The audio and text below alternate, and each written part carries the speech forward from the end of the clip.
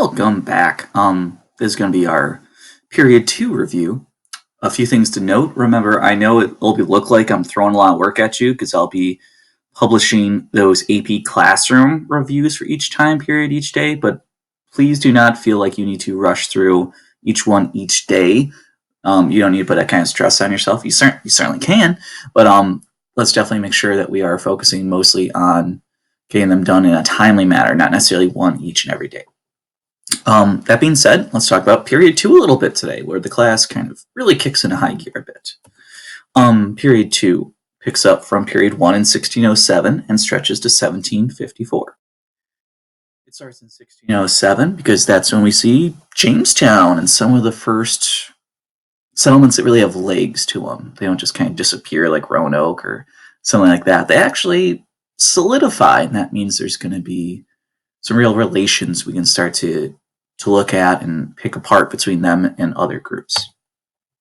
And it's going to end right with the culmination of the French and Indian War in 1754, when those first large-scale conflicts between these European powers in the New World, like the French and the British, they'll also bring in the Native Americans. As far as concepts go in this period, we'll be comparing and contrasting the Chesapeake, so Jamestown, versus the New England colonies like Plymouth Rock, the Puritans. We'll want to talk about struggles for agency and autonomy, basically how groups who often get marginalized fought for really their voice in their own story. Talk about economics a bit in this period. Early colonies, those can tie together pretty directly, right? Like how the different colonies grew based on their geography, their economic goals.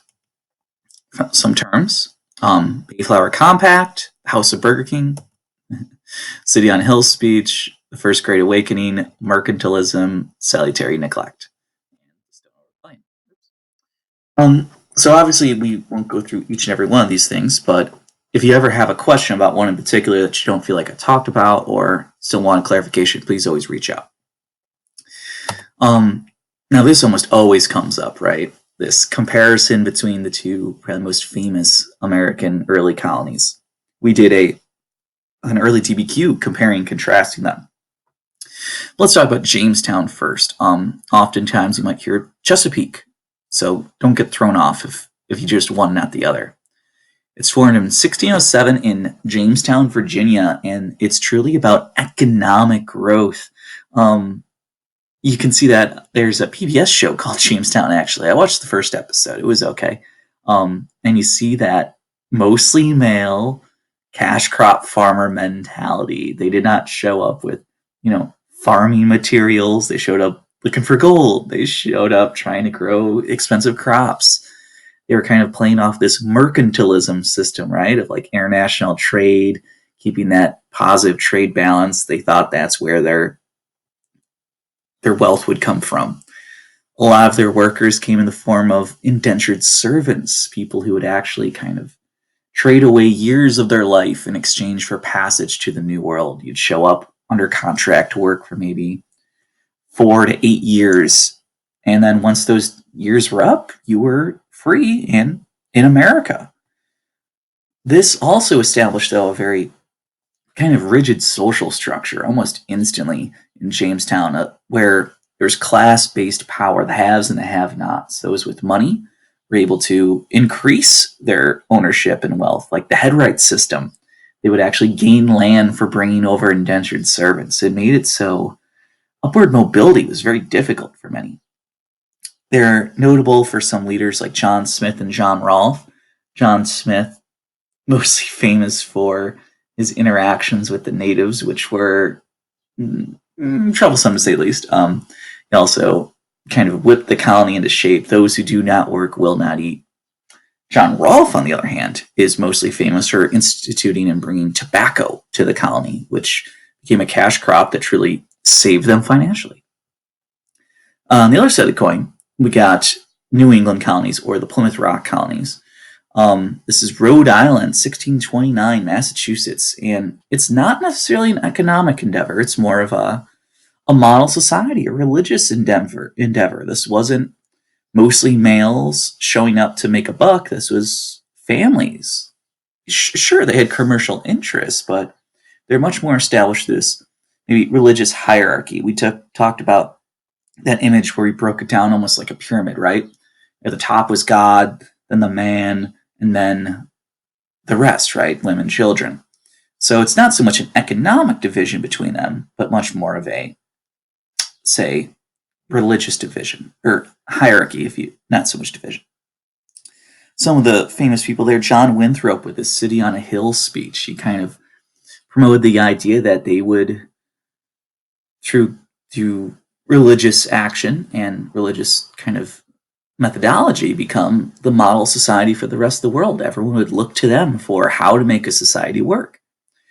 Others were a little more radical in their thinking. Roger Williams and Anne Hutchinson both would be kicked out of the Puritans' Massachusetts Bay Colony for a variety of issues. Roger Williams for having a much more open mind to relations with the natives, and Anne Hutchinson for promoting women's rights, among other things. And both were exiled. Roger Williams actually founded the Rhode Island colony after that. There's also a time period where we got to look at how early American government, and maybe not so much the physical structure of government, but the ideas around it. What do we want our government to be? So the House of Burgesses, or Burr King, as we like to call it, is a great place to start. It's an early self-government body in Virginia with officials from the colony themselves. A lot of this is on necessity. It's not so much that people are leaving England for some kind of extra freedom and political means, but if you're in America, you're going to have to start making your own decisions. You can't wait for instruction from England for each and everything. So this is actually a very early self-governing body to try and conduct matters in the Virginia colony. The Mayflower Compact is one that you could point to for the Puritans. It's signed by basically the people on the Mayflower, the ship bringing them to the New World. And it's almost like rules for their society, because not everyone was a Puritan, not everyone believed the same things, but they had to work and live together. So having a document that people kind of signed as equals, saying this is how we'll treat each other, it's really going to set up a tone where American voice and American equality matters. Keeping with the Puritans, we talked about the City on a Hill speech earlier, how just like you look up to a city on a hill, it's above you. That's what John Winthrop hoped the New England colonies would be, something the rest of the world would look up to. We saw the Act of Toleration in Maryland passed. Now, let's not remember this as all-encompassing religious freedom. It's actually more for Catholics. But still, the idea that putting on paper a certain religious minority could be protected is going to establish a precedent much later about religious toleration expanding bigger than that. Let's not, of course, forget about salutary neglect. That England was pretty laid back to let the colonies develop these own systems, right? And when we see neglect, we often think of it as a negative. But in this case, it was a positive. It allowed the colonies to kind of flourish and make their own decisions, something that they kind of grew accustomed to. So when we'll see shifts later where England starts to try and enforce some of these laws and take over control, Americans will be they'll bristle at the idea of losing some of those freedoms they had grown accustomed to. Now, when we talk about struggles for agency and autonomy in period two, let's take a look at from a variety of different groups, how they start to try and advocate for themselves and push back against kind of the wrongs happening to them. Pope's Rebellion is a big one. This is a native, that's a weird way to spell that, sorry guys, native revolt against the Spanish in 1680. Now, it does work. It drives out the Spanish for a time from the region, Mexico. But when the Spanish return, they do start to be more accommodating. They won't necessarily try to destroy all elements of native culture, religion, mindset. This is by no means a full-fledged victory where these societies will continue to flourish on their own, in their own ways, but it does show that the Spanish will now have to try and readjust their approach. Another for Native Americans would be the King Philip's War. Now, this was an uprising against the English colonies, and unlike the Pope-based rebellion, there's really no gain here for the native groups. It fails, and with their defeat, really more just solidifies English domination. There'll be plenty more conflicts, Anglo-Powhatan wars, so to speak, but this was a chance to maybe really turn the tide that failed and kind of embodies the British colonists with the mindset that this truly is theirs and that they should be able to take what they want. The Stono Rebellion of 1739 is an African American uprising. Now, this one, unfortunately, on paper, might have seemed like it helped somewhat. Those who did partake in the rebellion, even others, were executed. But some of the mindset was that let's try to treat people better so they won't have a reason to revolt. But that's pennies on the dollar here. We're talking about massive restrictions on literacy, massive restrictions on being able to free someone. It's much like King Philip's War, an uprising that in many ways leaves the group that started it in a worse place than when they began. And the last one I'll talk about is Bacon's Rebellion, 1676. Now this one's for indentured servants. Again, those are people who sign contracts to basically work for several years in exchange for transportation to America. And this was a rebellion that was incorporating indentured servants a lot.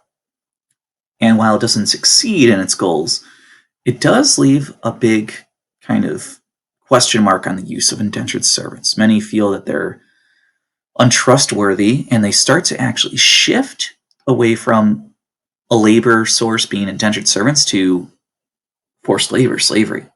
So Bacon's Rebellion is most notable for kind of that shift in mindset. Indentured servants will start to kind of dry up in numbers, but a massive increase in forced labor and slavery in mercantilism and triangular trade will emerge.